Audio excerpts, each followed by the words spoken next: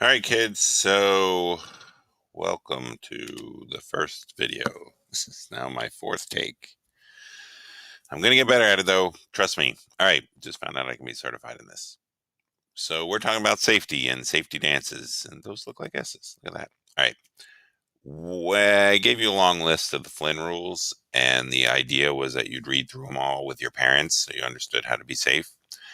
And to be honest, if I was given a list of 60, 70 rules, whatever it was, and I had that for every class that you have, it may get pushed aside a little. So here is the big breakdown of what you need to know as modeled by a minion.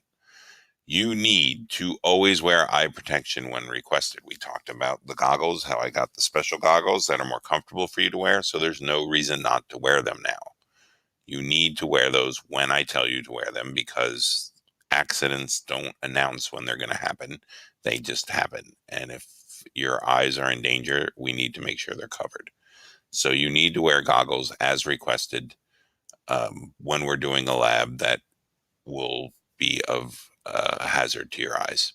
You need to tie your hair back if you have long hair because hair will catch on fire. And if we have, or it will fall into chemicals or whatever. And it's just nice to have your hair tied back, especially long hair. If it's on fire, that's going to be very, if you're whipping your head around and there's fire there, that's like video game madness. So let's not do that. Let's tie our hair back so it's all controlled and we know where it is and we know where it's staying away from our face and from what it is we're looking at. Closed-toed shoes and long pants will protect your skin and feet if we're dealing with something. Like I said, we're not going to do too much of stuff that's going to hurt you, but even something that's very hot wouldn't be good if it fell on your foot. If we're heating something up, you might be like, oh, I just need shorts today or whatever. But no, if that falls off the bench and onto your leg or your foot, it'd be nice if you had long pants or closed-toed shoes to protect you from a burn. So those are going to be requested frequently. Don't eat or drink back there in the lab. We try to keep it clean, but there's chemicals back there, and you don't want to have any of these chemicals go in you. So we don't ever use those tables for food or whatever. Those are strictly a lab area and should not be uh, used for food. Read the instructions carefully. That's a good way to keep yourself safe, is to know what it is you're doing. And if you have any questions, if something's not clear to you out of the gate, you can figure that out in advance and ask me about it before you do it. Bring all questions and hazards to my attention. So if you think you're supposed to do one thing and your lab partner thinks you're supposed to do another, then I'm going to be the tiebreaker. You need to come to me and I will tell you which it is the way to do it. Also, if, as we talked about, if something spills, if something breaks, any hazard in the room, you do the little safety dance and I will come and clean it up or make sure everyone's doing all right with it. And the last thing is absolutely no horseplay. This is a huge problem every year. I don't know why. If we're crowded, there's 30 kids in a lab, and we're all sort of back in that half of the lab, half of the classroom where the lab is. And if you are goofing around and horseplaying, and someone sort of jumps back, they could run into someone that's behind them who could be handling a flame or some chemical. All right, it's not that is not the time for that. So there can't be horseplay when we're doing labs and that's just going to make you. I'm just going to kick people out at that point. That's too much to deal with. And if you can't be mature when you're doing lab stuff, then it's safe for everybody that you're not involved in lab. Okay. So these are the COSHH symbols. We're just going to go through them. You should be able to identify these based on the picture. That's what they're hoping. They're sort of international symbols that you don't need to speak any one language to understand what they mean. And I think I give you these as a sort of a word bank, so you don't have to absolutely memorize every word that's under each symbol. You just need to be able to match it up, basically. So here, this first one, you have a tree with no leaves and a fish that's upside down in a lake that looks like the state of Virginia, and the lake is black. And that screams to us that that is dangerous to the environment. And hopefully you can figure that out from the picture. Now, skull and crossbones, you all know, means that something is toxic. This thing, and I still just now remembered again, I should try to find that picture. My cousin sent me a picture. This is supposed to look like, it looks like a mallet, but it's supposed to look like not a whack-a-mole, but an air tank. And if you have an elderly family member who needs oxygen, they would carry that tank around. That looks something like that. But that means that there's gas under pressure. That's what it's trying for. This one's one of my favorite, where they have a chemical in a test tube and they're pouring it on what looks like a board, and it's eating through the board. And they're also pouring it on a hand, and it's eating through the hand. So from that, you can realize that it is corrosive. Hopefully you know what that word means. It means it corrodes, right? It breaks up like that.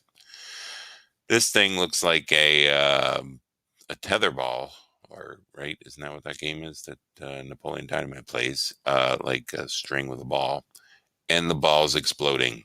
And so that means explosive. All right. This one, again, pretty self-explanatory. It's a flame. Flame means fire, flammable. This exclamation point is basically a catch-all. It's, if not anything else that we have listed here, then we still put this on. So if it was skin irritant or an eye irritant or something, none of these say eye irritant. So you can put that on almost any chemical that has some danger to it.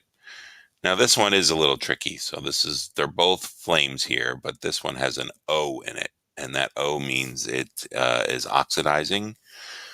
And you may have heard of antioxidants, right? It's good to eat those. And that's, we'll talk about that some this year. So oxidizing, for all intent and purposes, it does a lot of things. It makes something lose electrons, but because of that, it can become flammable.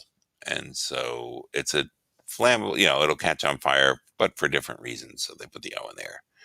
And then this poor guy, so you can see this is sort of a silhouette of a person, and something has gotten hold of this person, and he's falling apart from the inside. And that means that long-term health hazard, like it's cancer causing or carcinogenic.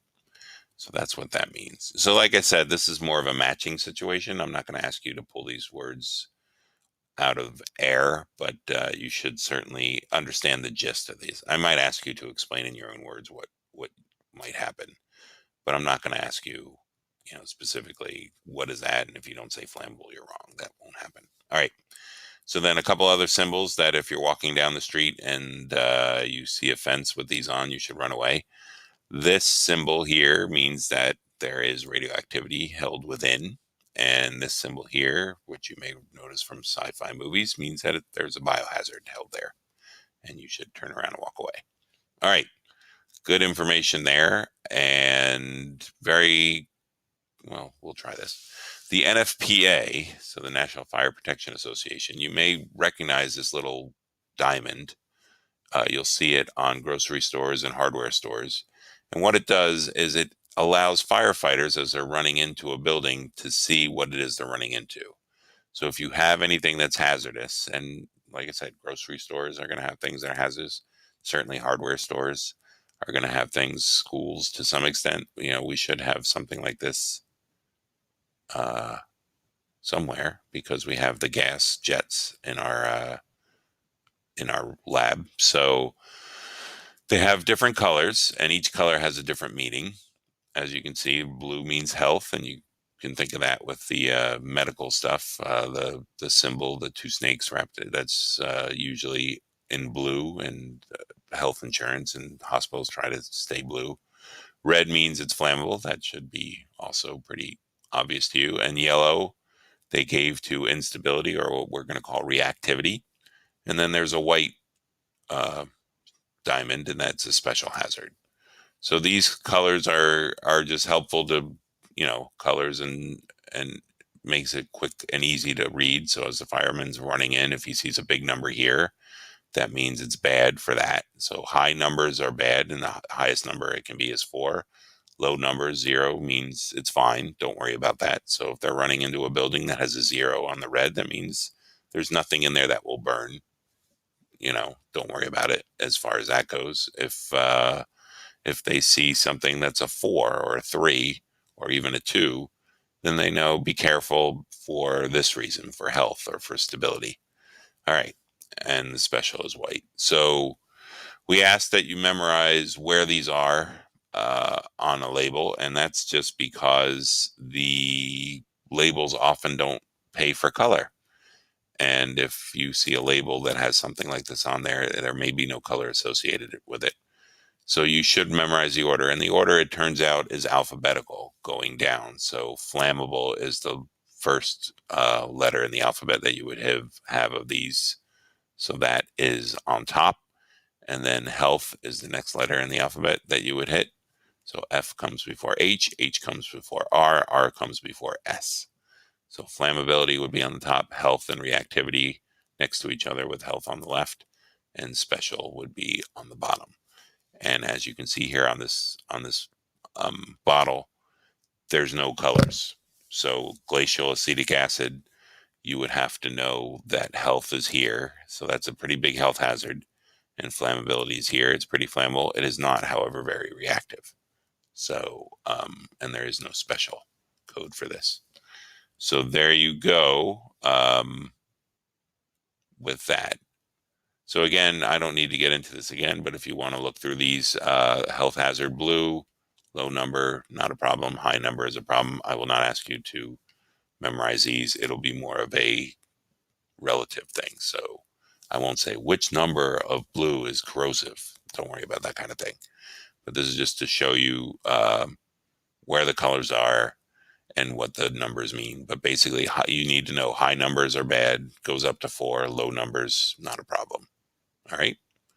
And I think that's all we're going to talk about right there. And I'll start another lab here in a second, another video rather.